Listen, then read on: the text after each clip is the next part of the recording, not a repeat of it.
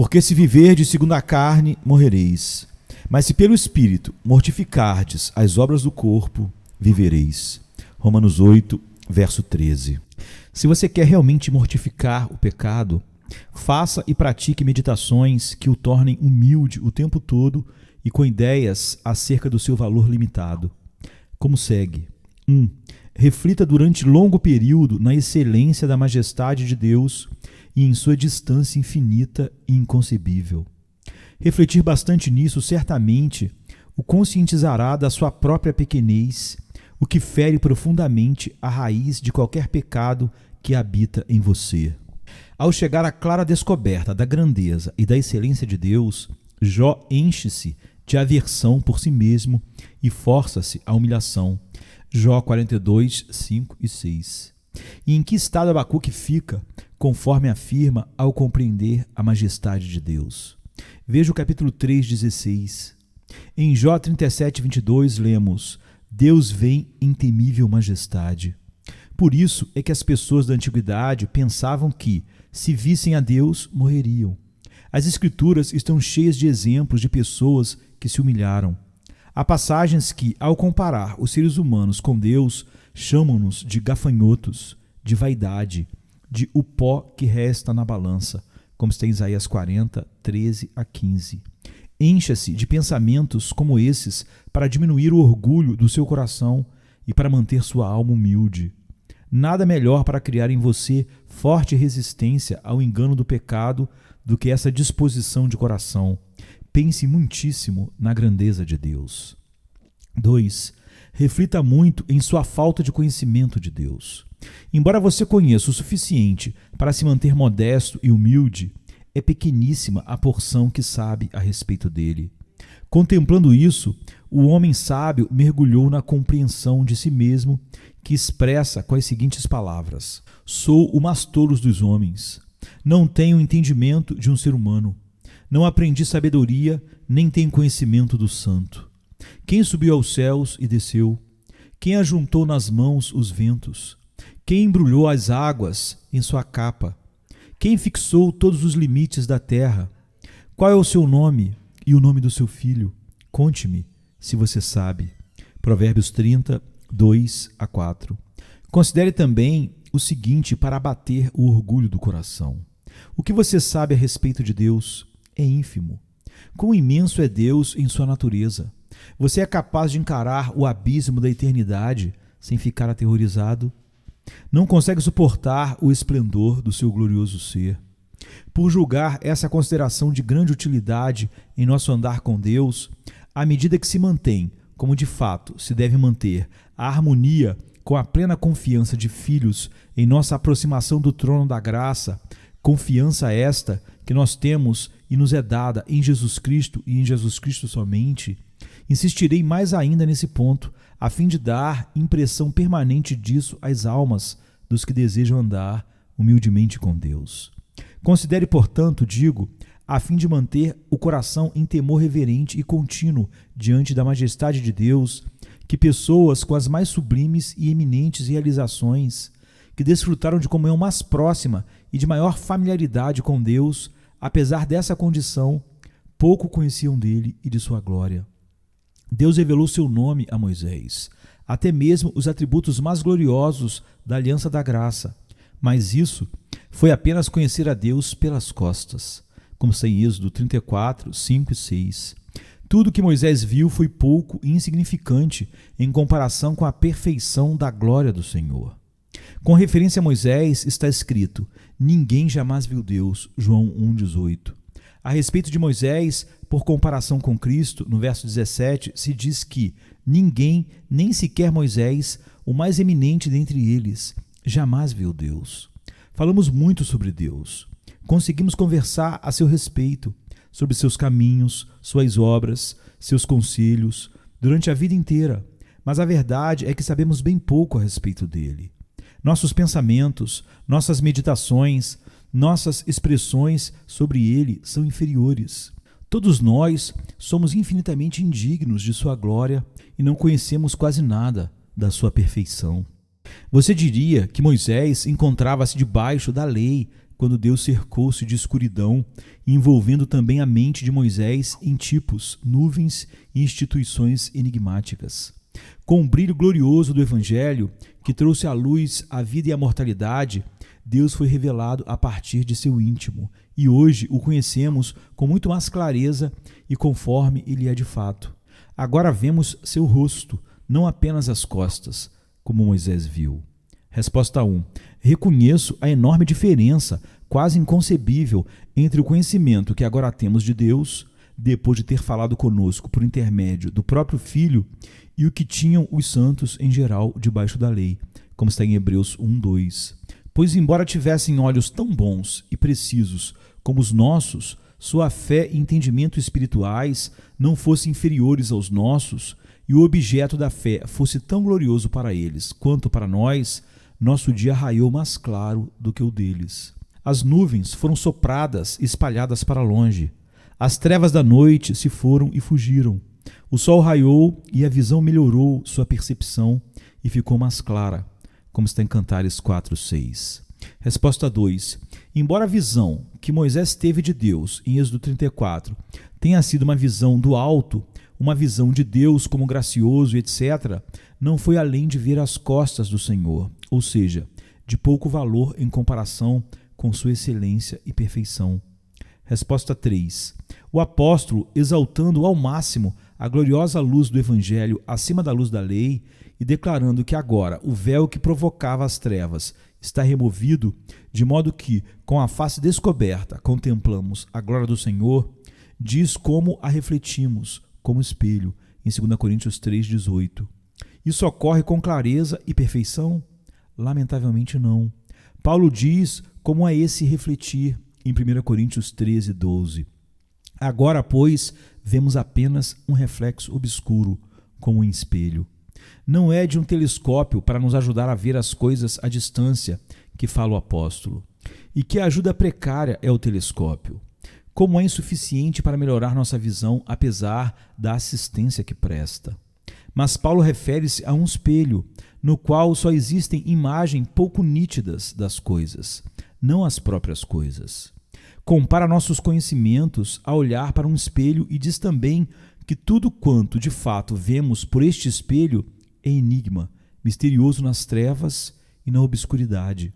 Falando de si mesmo, sem dúvida alguém com maior clareza de visão do que qualquer pessoa do seu tempo e talvez na história da igreja, afirma que conhecia em parte, só via, por assim dizer, as costas das coisas celestiais, no verso 12.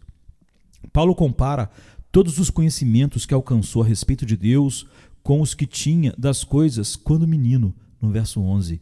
Eram parciais, não chegando a ser conhecimento perfeito.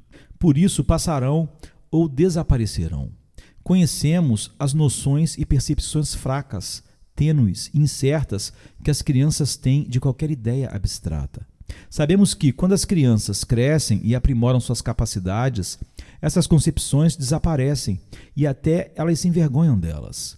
É recomendável a uma criança que ame e honre o seu pai, que acredite nele e que obedeça às suas ordens. Mas quanto aos conhecimentos e noções que tem, o pai sabe que são coisas de criança. A despeito da confiança que temos em nossa grande competência, todas as nossas noções a respeito de Deus não passam de infantilidade em comparação com sua perfeição infinita. Na maior parte das vezes, só balbuciamos e dizemos o que não sabemos, mesmo em nossos conceitos e noções de Deus que consideramos mais exatos.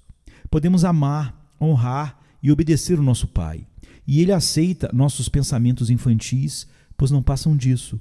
Somente o vemos pelas costas e pouco sabemos a seu respeito. Por isso, temos a promessa que tão frequentemente nos sustenta e nos consola em nossas aflições. O veremos como Ele é, como está em 1 João 3:2. Veremos face a face. Conhecerei plenamente da mesma forma como sou plenamente conhecido. 1 Coríntios 13:12. Ou seja, agora de fato não vemos. Tudo leva a concluir que aqui só vemos as costas de Deus, não como Ele é, mas uma representação sombria e obscura, longe da perfeição de sua glória. A rainha de Sabá ouvira falar muitas coisas a respeito de Salomão. Com isso, elaborou muitos conceitos grandiosos de magnificência do rei. Mas quando foi até ele e viu sua glória, sentiu-se forçada a confessar que nem sequer metade da verdade lhe tinha sido contada. Podemos supor que nesta vida alcançamos grandes conhecimentos, ideias sublimes e nobres a respeito de Deus. Mas ai de nós, quando ele nos levar à sua presença, clamaremos que nunca o conhecemos como ele realmente é, nem a milésima parte da sua glória, perfeição e bem-aventurança penetrou nosso entendimento. O apóstolo diz em 1 João 3,2 que ainda não sabemos o que havemos de ser ou o que vamos ser, como vamos estar naquela situação. Menos ainda passa pelo nosso coração humano conceber como Deus é e descobrir quem Ele é. Isso fica ainda mais evidente quando consideramos aquele que deve ser conhecido e o que sabemos dele agora. Sabemos tão pouco sobre Deus porque é assim que o Senhor deve ser conhecido, ou seja, Ele mesmo se descreveu desse modo, a fim de que não o conhecêssemos. Que outra coisa pretende ao chamar a si mesmo de invisível e incompreensível? Isto é, Ele é aquele que não sabemos como é, nem poderíamos chegar a saber. Nosso progresso no conhecimento de Deus consiste mais em saber o que Ele não é do que o que Ele é. Assim, Deus é descrito como imortal, infinito e, portanto, diferente de nós, mortais, finitos e limitados. Daí a descrição gloriosa dele, o único que é imortal e habita na luz inacessível, a quem ninguém viu nem pode ver. 1 Timóteo 6,16. Sua luz é tamanha que nenhuma criatura pode se aproximar dele. Deus não é visto não porque não possa ser visto, mas porque não podemos suportar a visão dele. A luz de Deus, em quem não há trevas, impede todo o acesso de qualquer criatura existente a ele.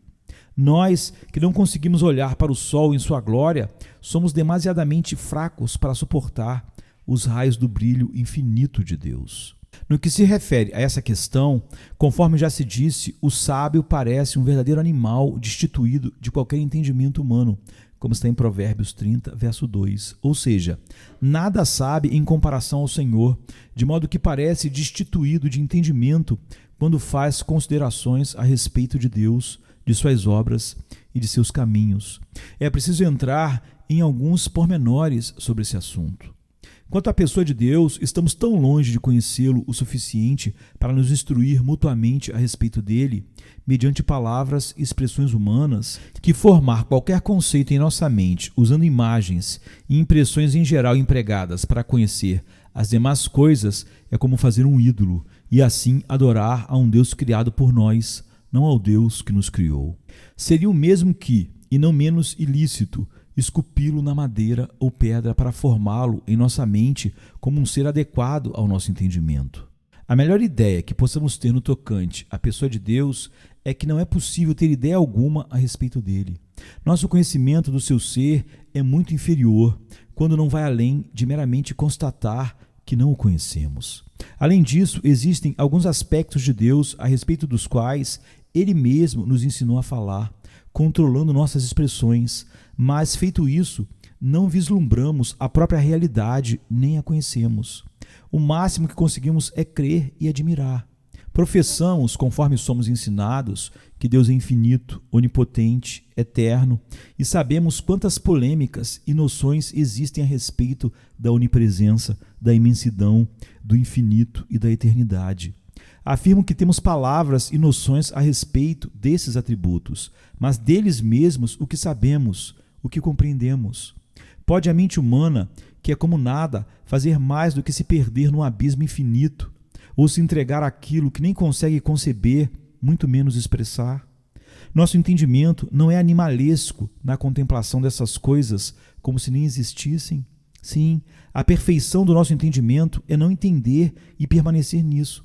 Temos apenas um vislumbre daquilo que não passa das costas da eternidade e do infinito. O que direi da trindade ou da subsistência de pessoas distintas na mesma essência individual? Esse mistério é negado por muitos, porque não é entendido por ninguém. É um mistério cujas letras são todas misteriosas. Quem pode declarar a geração do Filho, a emanação do Espírito e a diferença entre uma e a outra? mas não vou dar mais exemplos em detalhes. Essa distância infinita e inconcebível entre nós e Deus mantém-nos na sombra em relação a qualquer visão da sua face ou a qualquer compreensão clara da sua perfeição. Conhecemos a Deus mais por meio de seus atos do que por aquilo que Ele é, mais pelo bem específico que nos faz do que por sua bondade essencial. Conforme diz Jó, como é pequena a porção dele que dessa forma descobrimos. 2. Sabemos pouca coisa a respeito de Deus, pois é exclusivamente pela fé que o conhecemos.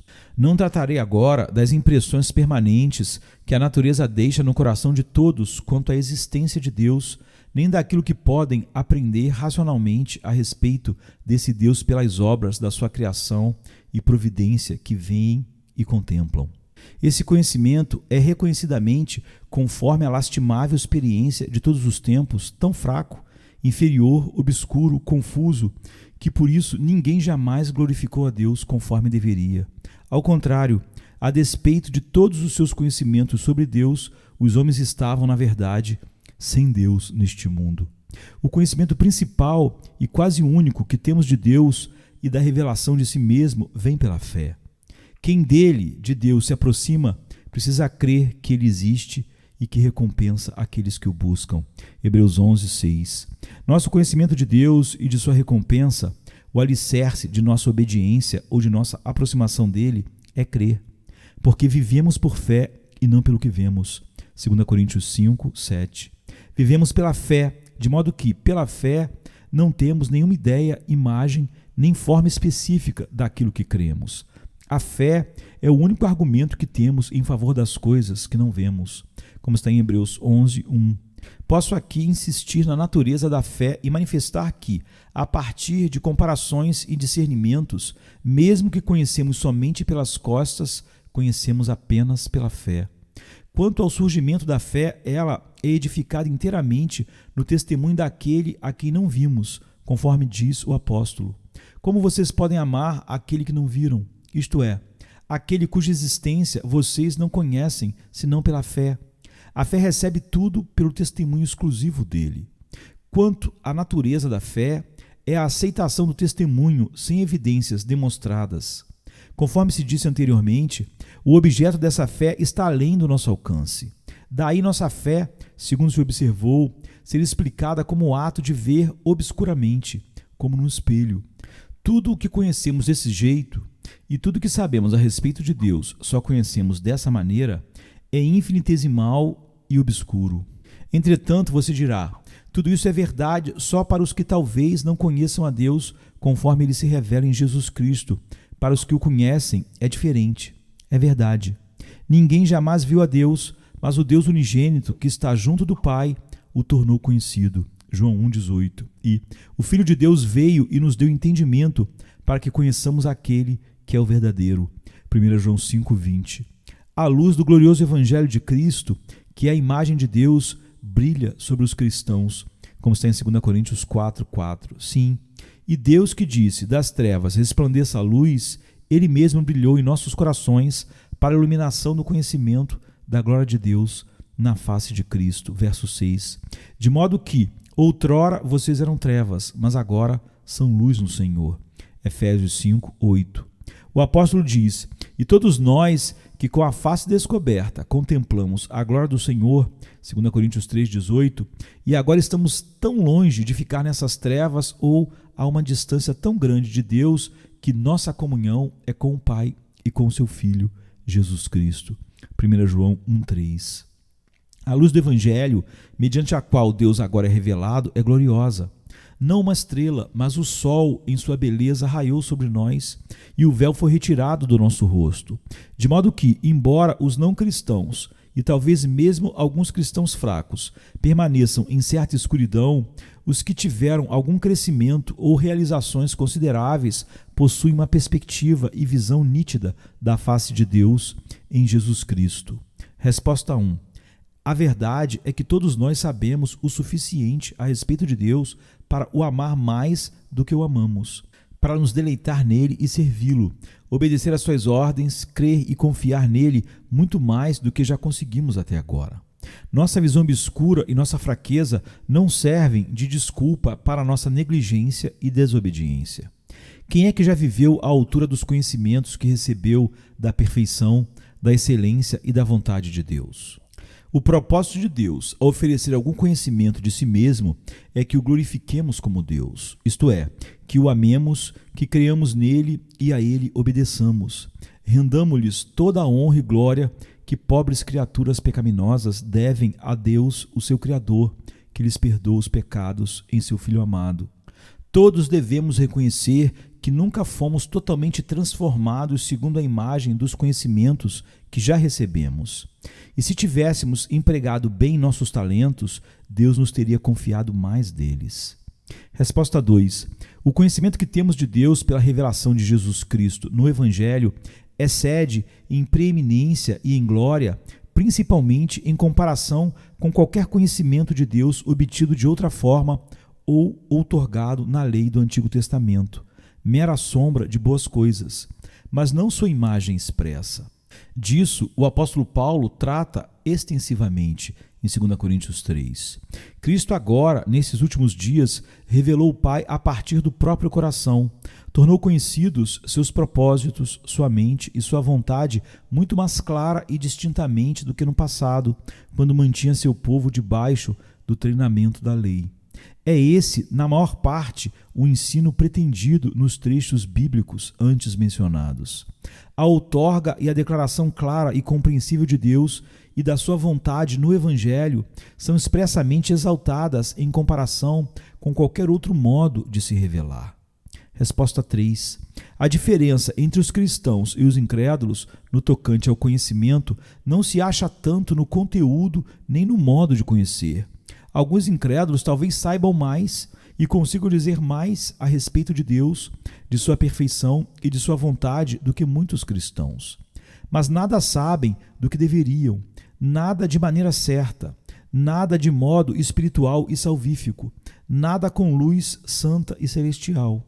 A excelência de um cristão não é ter ampla apreensão das coisas, mas sim aquilo que de fato compreende, talvez bem pouco, aquilo que vê à luz do Espírito de Deus, de forma salvífica e transformadora da alma. É isso o que nos dá comunhão com Deus, não a simples pesquisa investigativa, nem conceitos baseados em mera curiosidade. Resposta 4. Jesus Cristo, por sua palavra e Espírito, revela ao coração de todos os que lhe pertencem Deus, o Pai. O Deus da aliança, recompensador, e isso de modo totalmente suficiente para nos ensinar a obedecer-lhe aqui, nos levar à íntima comunhão com Ele e nele descansar, desfrutando-o por toda a eternidade. Mas segue ainda. Resposta 5. Apesar de tudo isso, o que conhecemos de Deus não passa de uma pequena porção.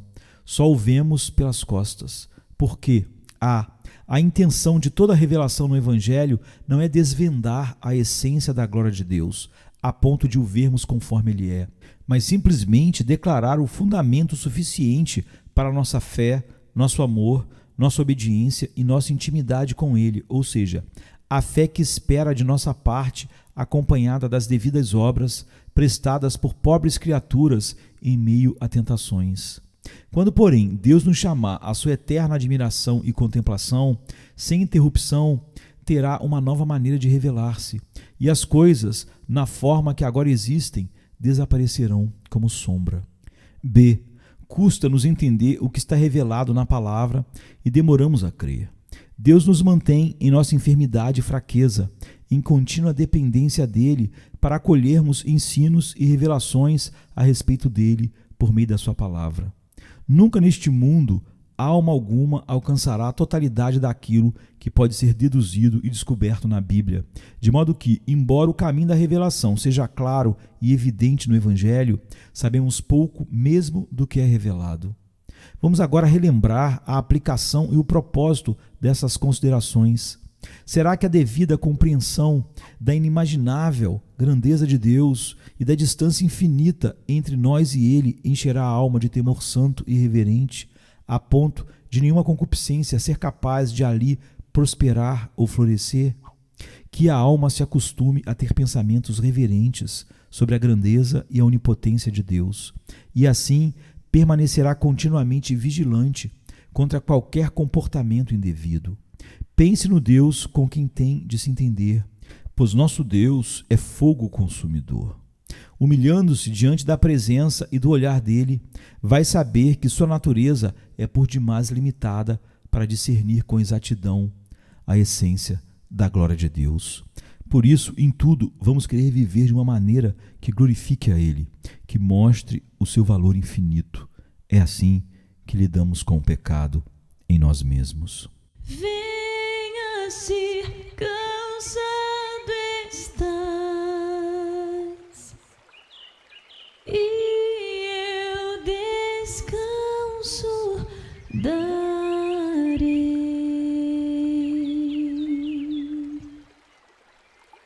Tu descansarás.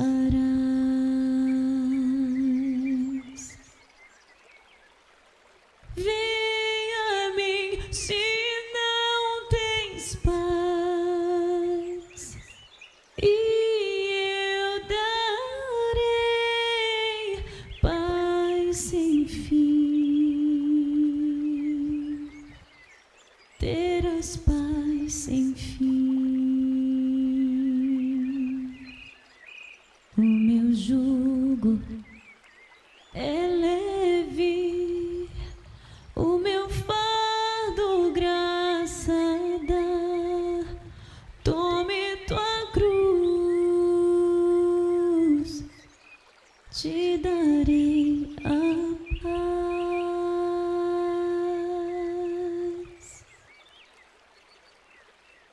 Venha o aflito e lhe darei paz, minha paz darei.